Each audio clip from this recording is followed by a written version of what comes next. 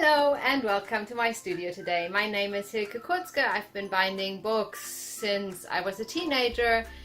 More than 10 years ago I founded Büchertiger, and under the imprint of Büchertiger Studio and Press I've since made a lot of blank journals and books books with content, book art, all kinds of things. Today I'm going to show you how to make a thick, chunky journal in just a few simple steps with materials. If you want to, you probably can find them in the house and use what you already have. It's going to look somewhat like this. This here is the chunkiest. To make your own book and finish the class project, you will need paper for the pages. Anything goes, for example office paper. You'll need a thicker paper or cardstock for your covers. I really like to recycle paper bags for this, as they're tear resistant and generally work really well. You'll need a sewing thread that you can't rip with your hands. I'm using a 4-ply waxed linen thread. And you'll need a pencil and some scrap paper. For tools, you'll need something to poke holes with into your paper. Best to use is any kind of awl.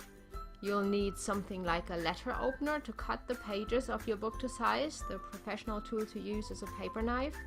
And you'll need a sharp knife and steel ruler to cut your cover to size. Or replace this by a pair of scissors, which is also the most convenient to cut your thread. And last but not least, you'll need a sewing needle that works with your chosen thread. A bone folder is optional but very useful to have. And whether and how to decorate your covers will be up to you. I'll be using colored pencils, double-sided tape and a glue stick and some decorative paper for this. You can use any paper and card decoration materials and tools you have at hand and enjoy using. This is a beginner's class and I won't assume any knowledge or previous experience with bookbinding. This is a great place to start your adventure with binding books. If you already have some experience with making books, this might still be a good refresher on the basics. And even if you know some Coptic binding, it might not be exactly this one. There are hundreds of variants out there.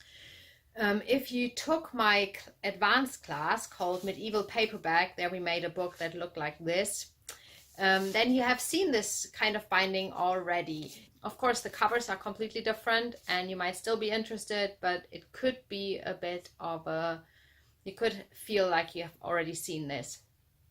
But enough talk, let's get started, shall we?